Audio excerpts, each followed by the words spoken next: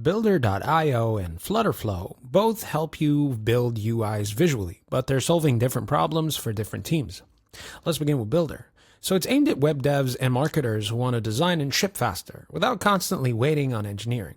You hook it into your existing site or app and it turns components into editable visual blocks. Non-devs can update content, tweak layouts, or even A/B test directly, while everything still runs on your production code base.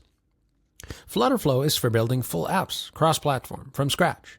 It's built on top of Flutter, gives you a drag-and-drop control over screens, logic databases, and even backend functions. You can export clean Flutter code or deploy directly to iOS, Android, and web. It's fast, but still dev-focused. Builder.io integrates with frameworks like Next.js, Quick, and Shopify, and FlutterFlow gives you Firebase out of the box and supports custom APIs, animations, and logic blocks. So if you already have a code base and want a non-technical user to move faster, Builder.io is a huge unlock. But if you're starting an app from zero and want production-level control without writing everything from scratch, FlutterFlow is very hard to beat. Are you trying to bridge the gap between no-code and real dev workflows? Let me know what you're building. I'll point you in the right direction, and I'll catch you in the next video.